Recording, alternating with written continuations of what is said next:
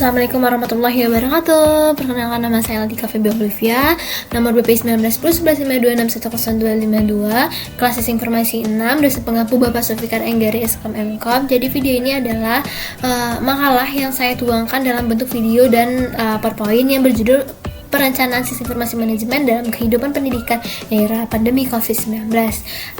Ada 7 pembahasan yang saya angkat di video kali ini. Yang pertama adalah pengertian sistem informasi manajemen, pengertian sistem informasi manajemen dalam pendidikan, pentingnya sistem informasi manajemen sekolah, proses pengembangan sistem informasi manajemen pendidikan, bentuk implementasi sistem informasi manajemen dalam pendidikan, dampak sistem informasi manajemen terhadap pendidikan, kelebihan dan kekurangan sistem informasi manajemen dalam pendidikan.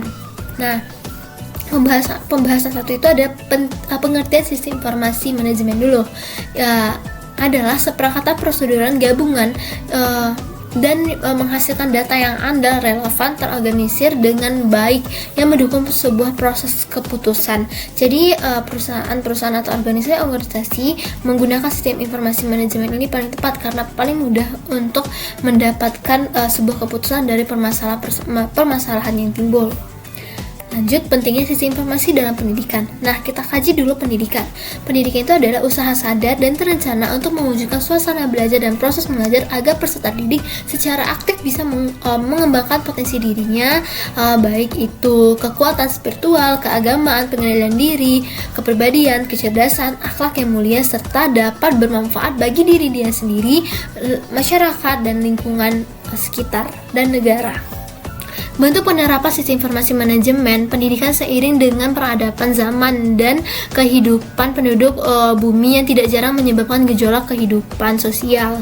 Jadi penerapan sistem informasi manajemen dalam pendidikan ini adalah secara khususnya disebabkan oleh aplikasi-aplikasi teknologi informasi yang berkembang pada saat ini, baik dalam negeri maupun luar negeri, yang menunjang pembelajaran di era COVID-19 ini, seperti adanya aplikasi Zoom, WhatsApp, Telegram, Google Classroom, dan banyak lagi aplikasi yang dapat menunjang pembelajaran pada era pandemi ini. Dan sangat-sangat membantu kepada dosen atau guru dalam mentransfer ilmunya. Tetapi itu bisa terkadang ada efektifnya, ada tidak efektifnya. Seperti efektifnya mungkin bagi mahasiswa yang mempunyai pekerjaan sampingan yang lebih gampang, di sambil dia bekerja dia juga bisa kuliah.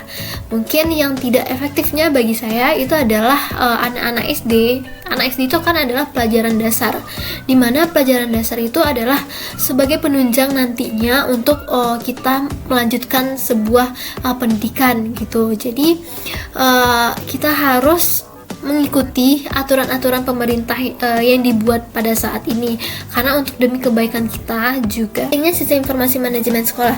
Sekolah sebagai suatu organisasi yang mempunyai kebutuhan yang sangat kompleks. Hierarki manajemen pun berlapis, mulai dari yayasan ke sekolah, sekolah ke guru, ke murid serta wali murid, sampai sekolah dan karyawan dan guru. Sebuah organisasi yang sebegitu kompleksnya seperti sekolah tidak dapat sembarangan dan dilakukan dengan pola manajemen konvensional. Dibutuhkan suatu terobosan dan sebuah tools yang dapat menghubungkan ke semua hierarki manajemen pada sekolah. Mungkin banyak orang tua yang rasakan pentingnya sistem informasi manajemen pada sekolah ini. Sepertinya ada tagihan-tagihan yang untuk menunjang sebuah pendidikan, seperti mungkin membayar uang kuliah atau membayar komite sekolah. Jadi pada sistem sekolah itu akan mentransfer atau menuliskan pesan kepada siswanya bahwa komitenya harus dibayar atau menggunakan SMS gateway. Proses pengembangan sistem informasi manajemen pendidikan. Pandemi corona ini telah berlangsung sekitar 10 bulan belakangan ini, lebih kurang.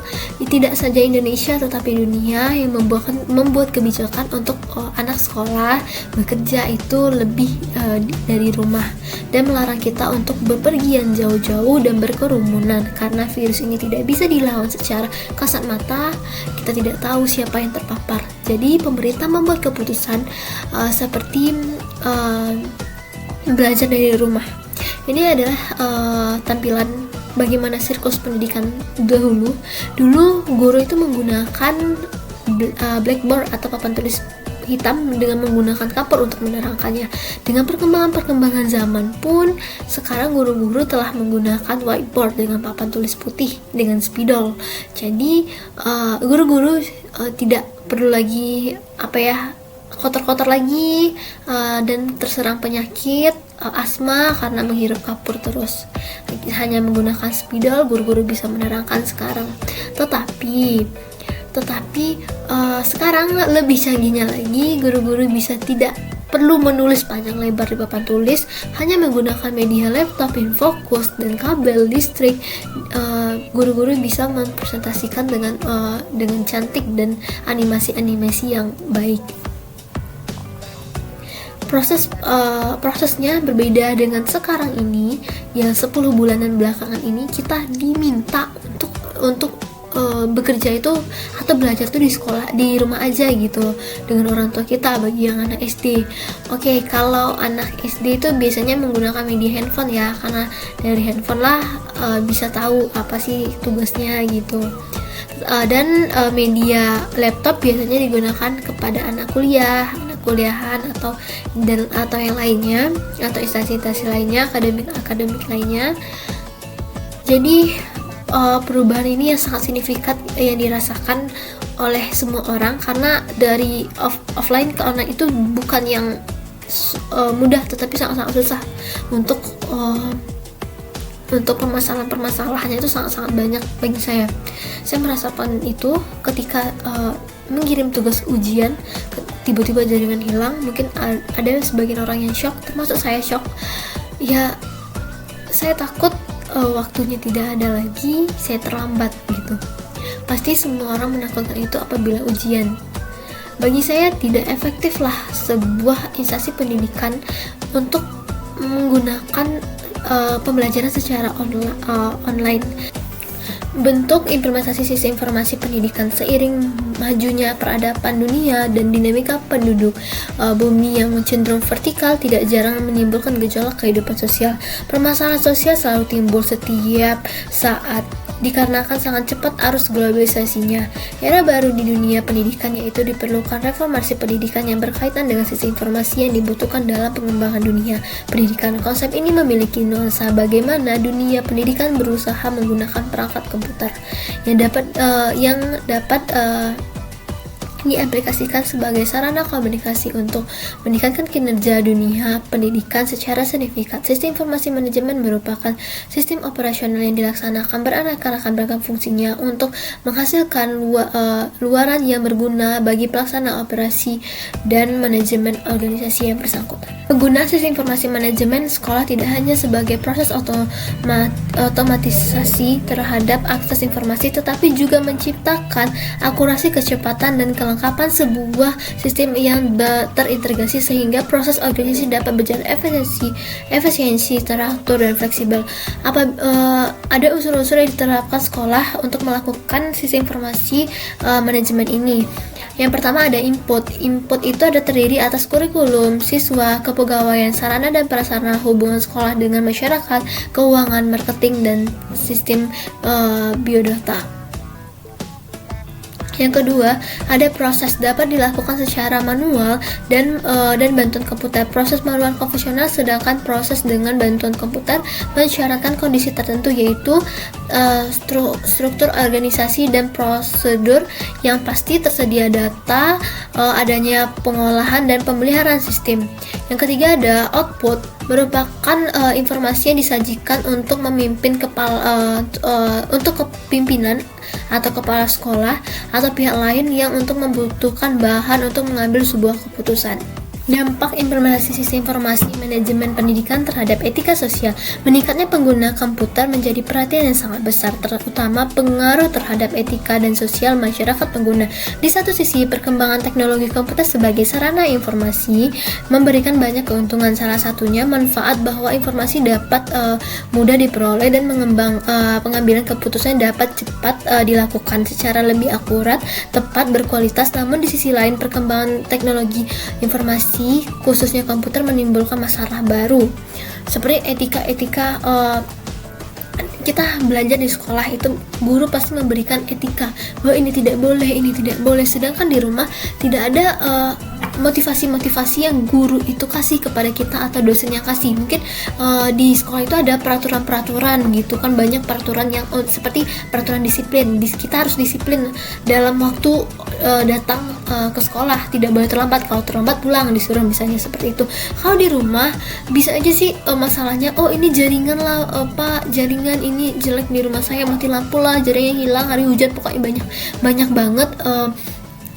banget alasan-alasan yang membuat diri kita tidak disiplin. Itu akan berpengaruh ke masa yang akan datang. Jadi bagi saya pendidikan sekarang ini sangat transisi. Etika siswa pun bisa transisi karena tidak ada, mungkin sama orang tuanya, dia belajar sama orang tuanya bagian SD, mungkin dia lawan orang tuanya karena tidak mau belajar, karena mungkin bosan dong sama orang tua terus. Orang tua tuh membosankan, pemarah belajarnya. Kalau sama guru otomatis terkadang siswa itu mungkin takut juga sama gurunya, jadi dia bisa diem gitu, ada batasan-batasannya gitu. Kelebihan dan kekurangan sistem informasi manajemen pendidikan. Yang satu, adanya sistem informasi manajemen teknologi komputerisasi dapat dikenal sejak dini di tingkat sekolah dasar. Yang kedua, dengan adanya sistem informasi memperlakukan kurikulum berbasis kompetensi KBKK pada tahun 2004 dapat terbantu, terutama di bidang pendidikan komputer atau teknologi informasi dan komunikasi. Yang ketiga, orang-orang yang di daerah merasakan kemajuan komputerisasi terutama di bidang pendidikan. Yang keempat, adanya sistem perlakuan absensi secara elektronik. Yang kelima, terdapatnya perpustakaan elektronik yang dapat membantu pelajar mencari bahan pelajarannya. Kekurangannya sistem informasi manajemen dalam pendidikan. Kemajuan teknologi informasi juga semakin mempermudah terjadinya pelanggaran hak atas kekayaan intelektual karena semakin mudah mengakses data, menyebabkan orang bersifat plagiat atau melakukan kecurangan. Ini sangat banyak dilakukan pada saat ujian, banyaknya plagiator. Yang kedua, walaupun sistem administrasi suatu lembaga pendidikan bagaikan sebuah sistem tanpa celah, akan tetapi jika terjadi suatu kecerobohan akan menyebabkan sistem menjadi fatal dan bisa dibobol.